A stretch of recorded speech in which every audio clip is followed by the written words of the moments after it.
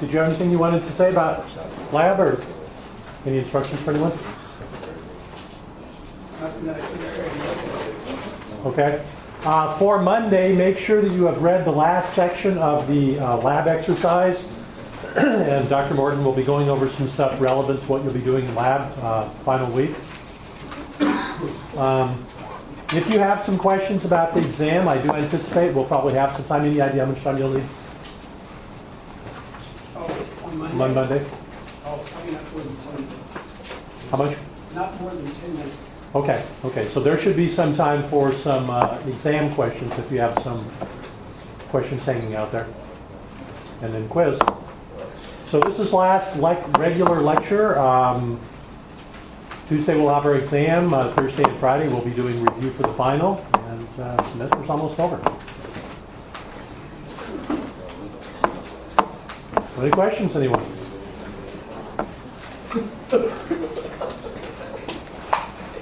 Okay, at the end of the period we were talking about the lytic life cycle. And remember that during the lytic life cycle, the cell is really turned into a virus factory. And at some point, the cell starts releasing virus out into the environment, which can then infect new cells. The way that the release occurs, there's really two mechanisms by which release can occur. And one of them is the cell can just bust open and release all those mature virus particles out into the environment. That kills the cell. Okay? Not all lytic cycles, though, release virus in that way. Sometimes virus are released during the lytic cycle by a phenomenon called budding. And this typically results then in the production of a virus that has an envelope. The process of budding really is exocytosis.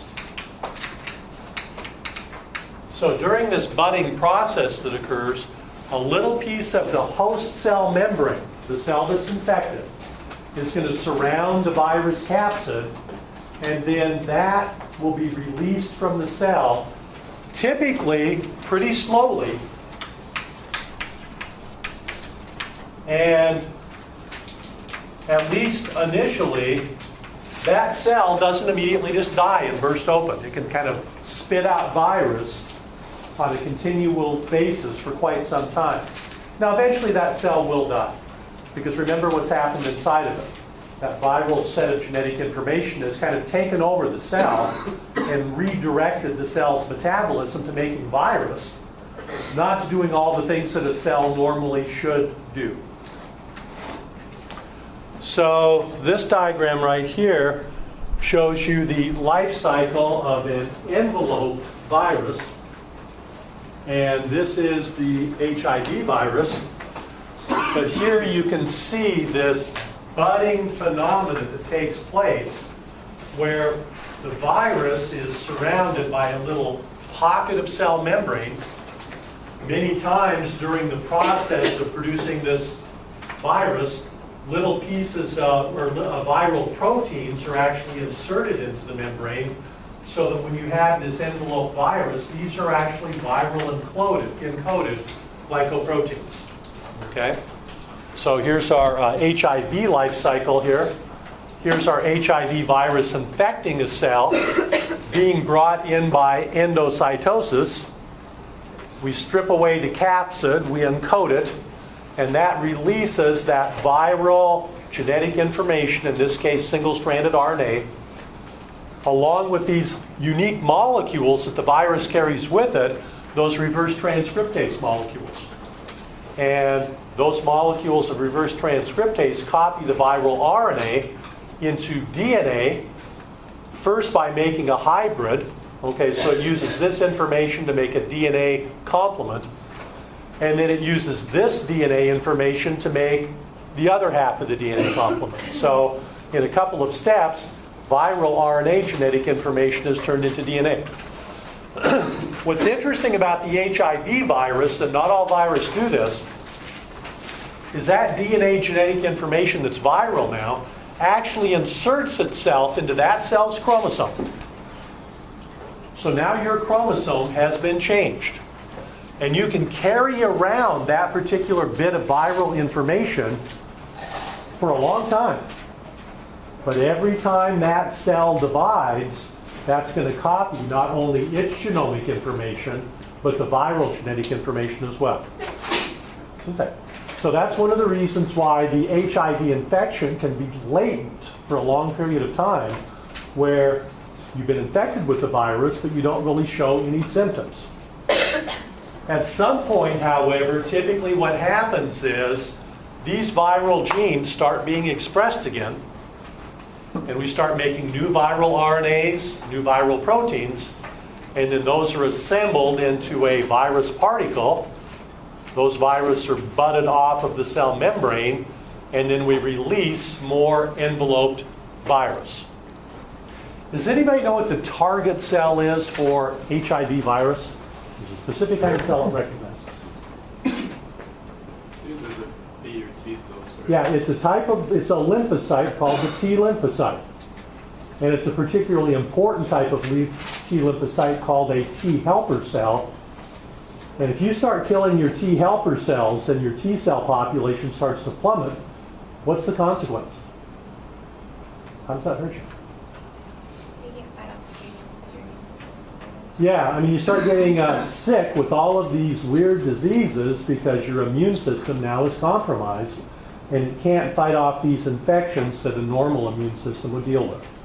That's one of the ways in which they initially diagnosed this new disease of AIDS, was they started seeing all these weird pockets in populations where what normally were rare cancers, for example, now are becoming fairly common. And so they were going, what's going on here? Okay, and it turned out it was an immune deficiency caused by, in this particular case, a specific virus. So this is an actual micrograph showing you an HIV virus attaching to the surface of a T helper cell and then being brought in by endocytosis. And then down here, this shows you the budding process where we release new HIV virus after they are produced in the cytoplasm of these T cells. So this can kind of keep spitting out new virus for quite some time before the cell dies. So it doesn't just burst and release them all at one time. Okay, we already talked about this. You can't treat viral diseases with antibiotics. Your immune system can typically fight off diseases, but the first time you're exposed to an infectious agent, it takes your immune system time to gear up. And in that time, the infection might have progressed to the point where you've been killed. Okay? But if you survive, you now have immunological memory. And when you have memory, the next exposure to that pathogen, you get a really quick response. So that's why we immunize. We try to trick our immune system into saying, you've seen this before. But what we're showing it is some inactivated form of the pathogen. Then when you see the real thing, you have memory and you can respond to that. There are some things that we can immunize against very effectively, but there are some viruses that mutate so rapidly, like Cold virus, that they just keep changing. And we form antibodies against one strain, but then we get infected with another strain. Okay? So immunizations are effective against some virus, but not others. We did mention that there are some antiviral drugs that have been developed. And then if you're a bacterial cell, you've got another defense mechanism. Restriction enzymes. Okay? These restriction endonucleases chop up the viral DNA when it gets into the cytoplasm. And if you chop up the viral DNA before it can reprogram the cell, then that cell is protected.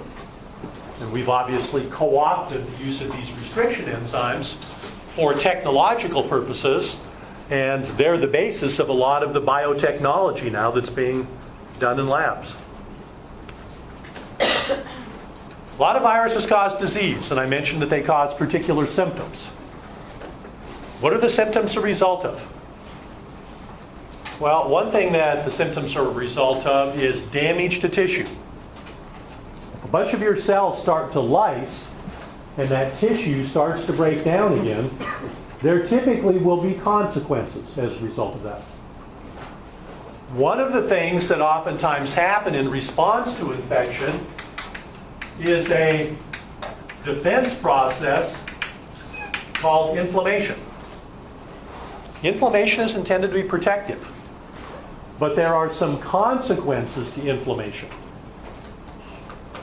Watery eyes, sneezing, sometimes fever, redness and heat. One of the things that's happened to our immune system over time is that it has developed a tendency in some individuals to respond and cause an inflammatory response to things that really aren't that harmful, like pollen and ragweed and certain types of foods. And as a result, when you're exposed to these particular things, you have an inappropriate inflammatory response. And that manifests itself in certain symptoms associated with allergies. Okay, so allergies are the result of kind of an inappropriate immune response to things that really aren't that harmful.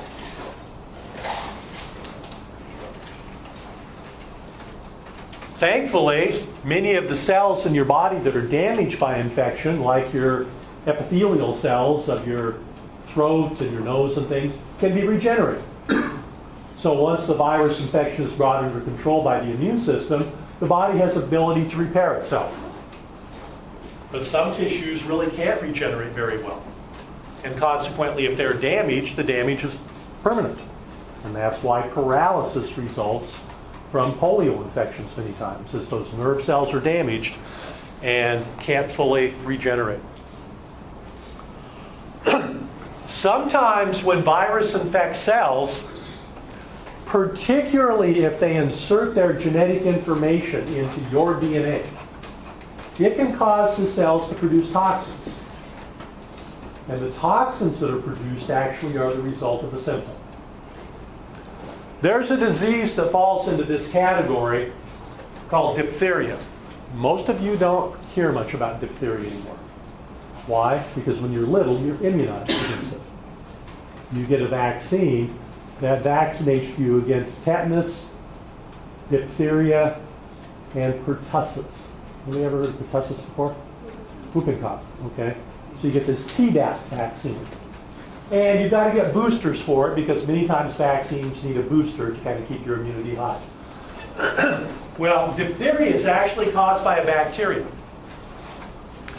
But that bacteria only produces the diphtheria toxin if the bacterium has been infected by a virus. So it's actually the viral genes that make the diphtheria bacteria produce the toxin, and then when the bacteria infects your body, they produce that particular toxin.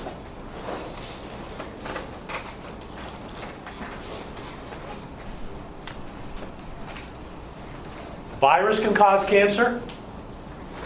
Adding viral genetic information to your genome can convert proto-oncogenes into oncogenes. Remember we said there were three mechanisms by which proto-oncogenes could be oncogenes. And one was either moving a gene around in the genome or adding a new gene to the genome. Hepatitis B can cause liver cancer. Herpes virus is caused by a cancer called Burkitt's lymphoma, or a virus called Burkitt's lymphoma. Papillomavirus is associated with cervical cancer. And so there's this whole interesting relationship between virus and very cancers. And finally, many of the symptoms associated with virus are actually a byproduct of your immune system trying to eliminate the virus. Okay, so I mentioned inflammation, for example. One of the things that happens during an infection is that all your immune cells start communicating with one another and sending out all of these chemical signals. Those signaling molecules are called lymphokines. And some of those signaling molecules actually produce some of the symptoms associated with illness. You know how when you're getting sick, you just feel off and you go, oh man, I'm getting sick? Many times those initial symptoms of kind of malaise and just general yucky feeling, are the result of these lymphokines that are being produced by your immune cells.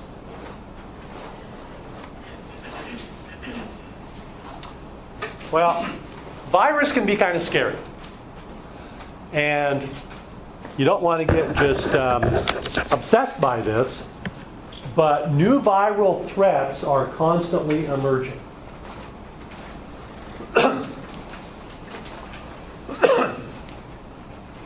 What are emerging viruses? Well, they're typically not just brand new virus.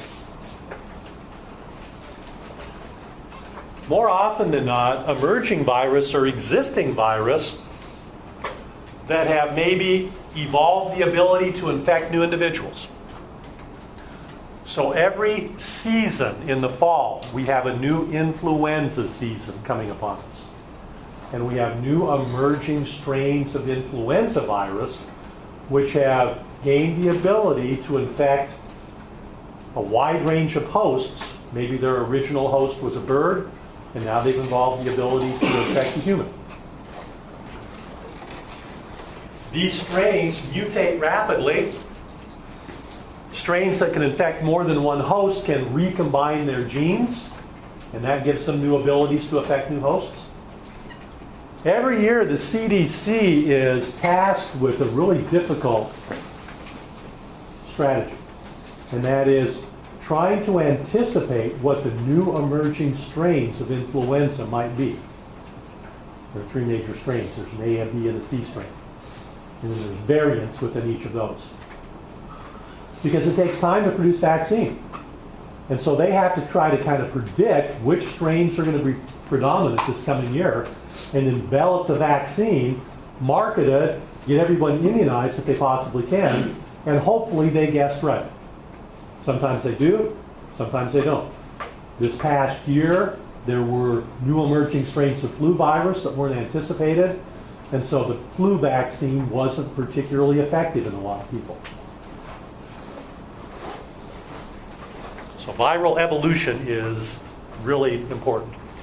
Sometimes viruses are able to spread from small isolated populations to larger populations. The fact that our world is becoming more global, and you can hop on a plane and be anywhere in the world in a day or less, really helps to exacerbate this particular problem. But sometimes it's also behavioral changes. That's what happened with the HIV pandemic. Okay? Originally, HIV was localized to various small populations. But because of behaviors and also because of transportation, this has spread throughout the world across continents. Environmental disturbances can result in emerging virus. Opening up new roads in the tropical rainforest, example, can expose us to virus we would have never been exposed to before. I mentioned transportation. And there's a lot of concern about global climate change. Many viruses have particular hosts that they infect, and oftentimes it's an animal. And if the range of that animal is limited, then only a certain portion of the population will be exposed to that virus. But what if, because of global climate change, the ranges of those hosts changes dramatically? Then more people are going to be exposed to that particular viral disease. And then the ability of virus to spread from species to species by mutation. A couple decades ago, there was a virus that gained the ability to jump between deer mice, their natural hosts, and then that same virus could infect humans. It's called the hantavirus. And then we're constantly dealing with that problem with influenza virus, mutating and changing their ability to affect new hosts. Sometimes we think that we have pretty much eradicated a virus or particular disease, only to have it come back. That's not only the case with viral diseases, that is also the case with many bacterial diseases. For example, in the early 1900s, late 1800s, tuberculosis was a very common disease. Tuberculosis is caused by a bacterium. The development of antibiotics, for a while, pretty much eradicated TB. But it's making a real comeback right now. And unfortunately, the strains of tuberculosis that are making a comeback are many times antibiotic-resistant strains, and so this is becoming an increasing public health problem. Same kind of thing happens with viral infections. Probably the most recent viral infection that probably came on your radar have been the Ebola outbreaks. And Ebola is a very nasty virus, and there's a whole lot of things we don't know about it. It lies dormant for long periods of time, and we don't know kind of where its host is. And then we get outbreaks. And the virus is so virulent that it kills people very rapidly. In part, that helps to limit its spread. If the virus weren't quite so deadly, probably it would have a greater chance to spread. But when the virus infects a host and then kills it immediately, it's hard to transfer to another host.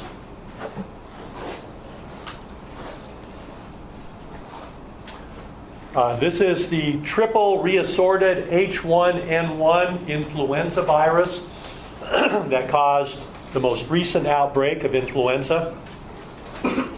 We have had influenza outbreaks in the past that have been just devastating. Probably the worst one we've had worldwide was, I think, in 1917, the Spanish flu. And it killed hundreds of millions of people. More people were dying from influenza than were dying from World War I. So viral infections are something that we can't take lightly, and we really do have to depend upon research organizations like the Centers for Disease Control and the World Health Organization to try to keep up with viral research, and especially trying to anticipate new emerging viral threats, where they're going to come from, and how we can treat them.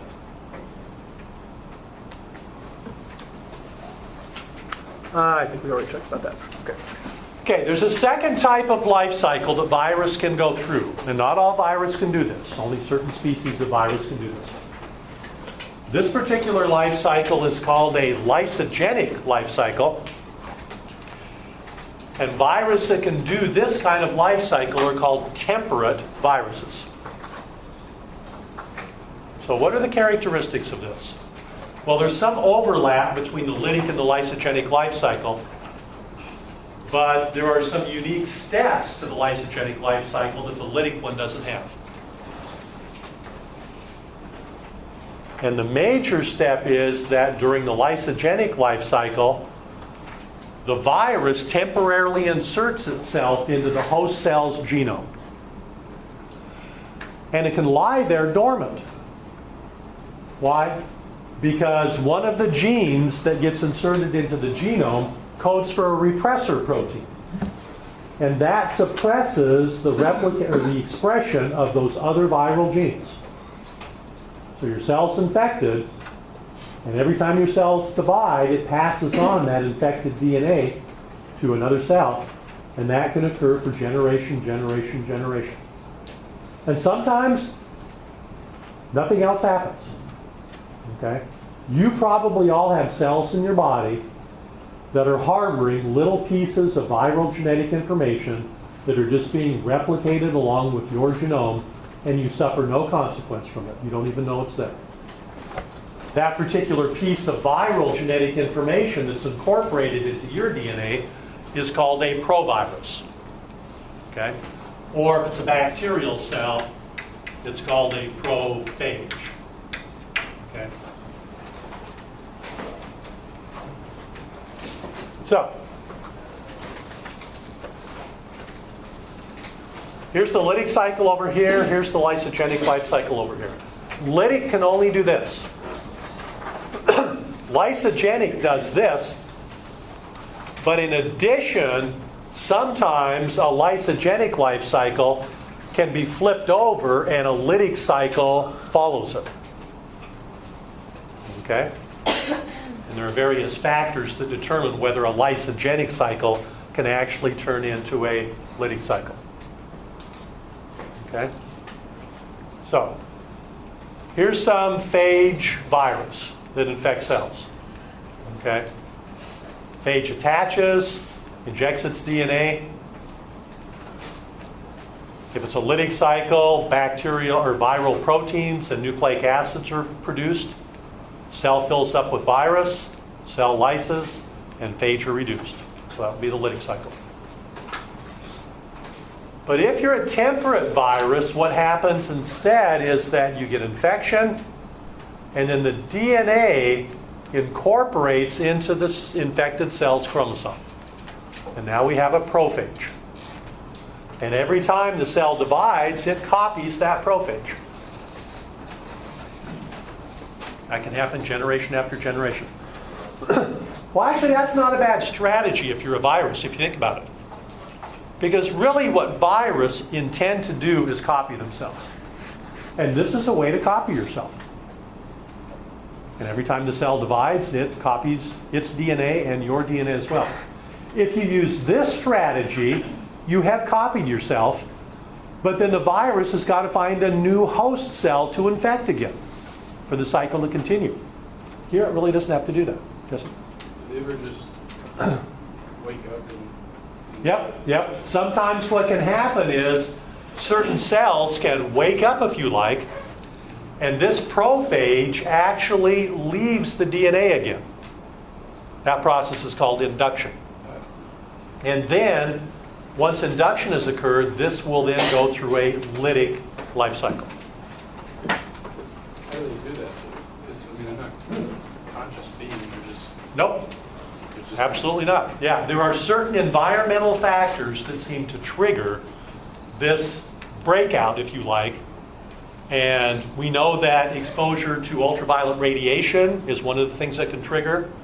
We know that changes in nutrients in the environment of the cell can cause a trigger. But basically it just activates endonucleases within the cell that chop this piece of DNA out. And then now this is a rogue virus piece of DNA again, which can then trigger a lytic cycle.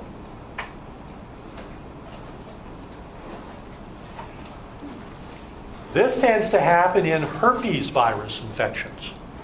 Okay? Cells are infected by herpes virus, and many of the cells that are infected have that provirus carried around in their DNA. But then certain kinds of stresses, for example, in humans, can cause this induction to occur, and then we get a lytic cycle which results in some tissue damage, like formation of blisters. Okay? So cold sores are herpes virus. Okay?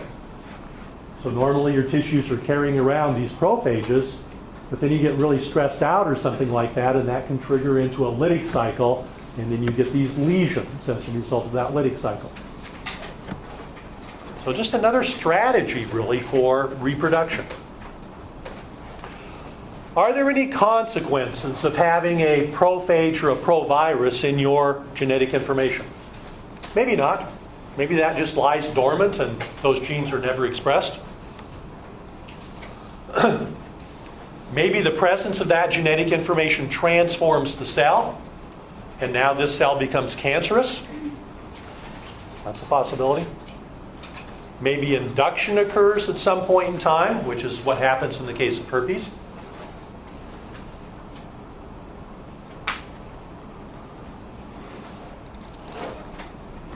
If viruses are weird, these last infectious agents are really weird.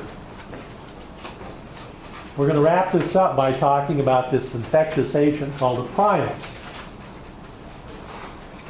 Prions are unique in that they are made only of protein. They are infectious proteins. But these proteins can cause disease, and the proteins can kind of copy themselves, if you like, by turning normal proteins into prions as well. Does anybody know a prion-associated disease? You ever heard this term before? Mad cow disease.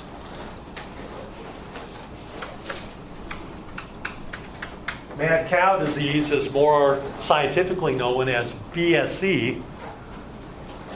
BSE stands for bovine, cattle, spongiform encephalopathy. And basically, this disease causes brain tissue to just kind of degrade. And we get big holes in the brain tissue. So this is obviously a lethal disease. Mad cow became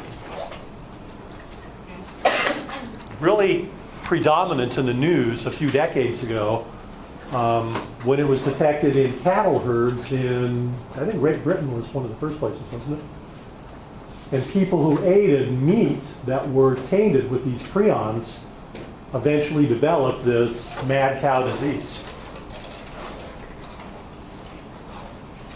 The problem with these proteins is that they're misfolded. They have an incorrect three-dimensional shape. And interestingly, when these misfolded proteins interact with normal proteins, they cause them to be misfolded. And these misfolded proteins impair cellular function and can result in physiological problems like mad cow disease. So, here's a prion, and here's a normal cellular protein. So this is a misfolded protein. When this prion binds to a normal protein, it turns it into a prion. And then when these interact with other normal proteins, they're turned into prions. So cells can become literally filled up with all of these misfolded proteins, and that results in devastating effects.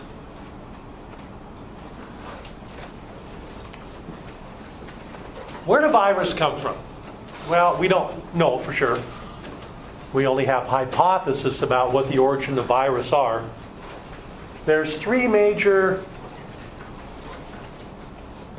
hypotheses about the origin of virus. And the first one is the progressive or escape hypothesis. And these say that virus arose because there were these random genetic elements that gained the ability to move from cell to cell. That makes sense. Well, yeah, it does. We'll talk about that more in a second. The second hypothesis is called the regressive or reduction hypothesis.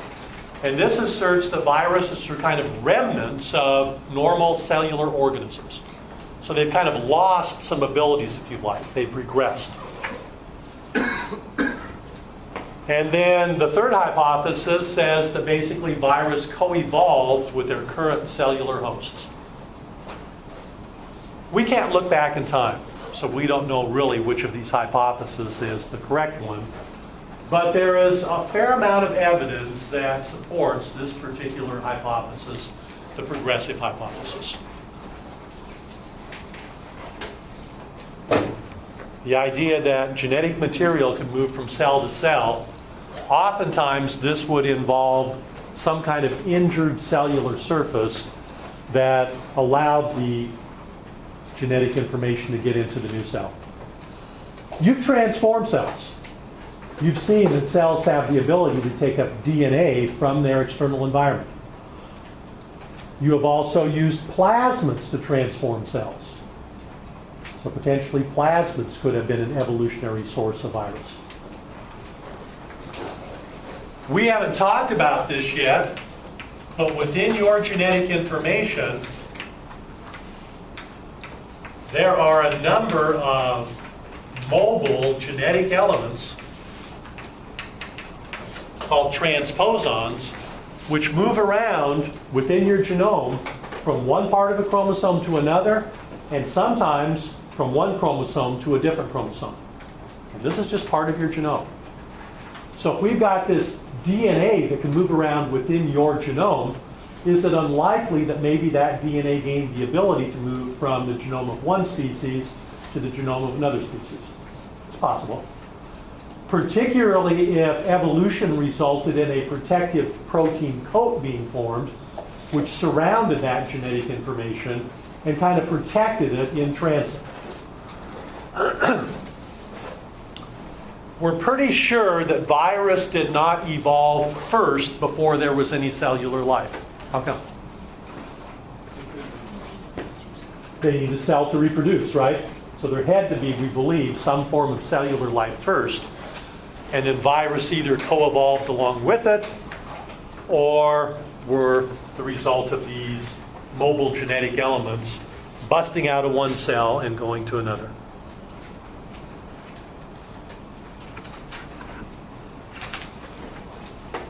RNA virus in particular will not uncommonly have genetic sequences associated with them that we call mirror image sequences.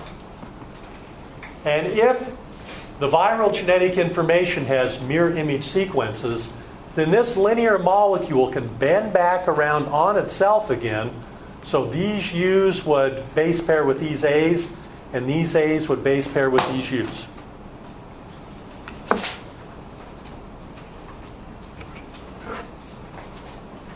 Cells have evolved the ability over time to recognize RNA sequences that have this mirror image arrangement.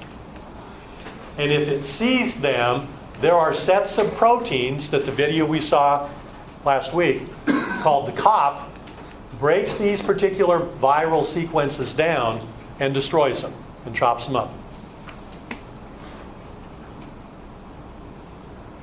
And that is the RNAi, or the RNA interference. So we think that this mechanism that now is used widely to regulate gene expression in cells that are normal evolved initially as a defense mechanism against viral infections by these double-stranded RNA virus. And basically the cell was able to co-opt this defense mechanism and turn it into a mechanism of gene regulation. So a lot of interesting things happen in the cell as a result of evolution. And again, this is just this RNAi interference. And so if this is our viral genetic information, these microRNAs and siRNAs that are produced can either break up the DNA, the viral RNA, or prevent its transcription. Let's see how we're doing. Yeah. Had a little video that I thought I might show, but it's going to take a little bit longer than that.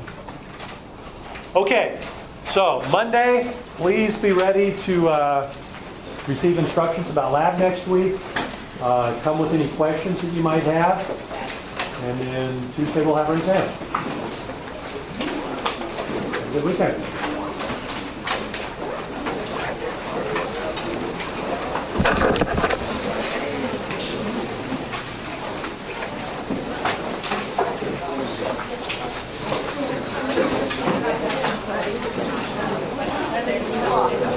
Hey, Chris.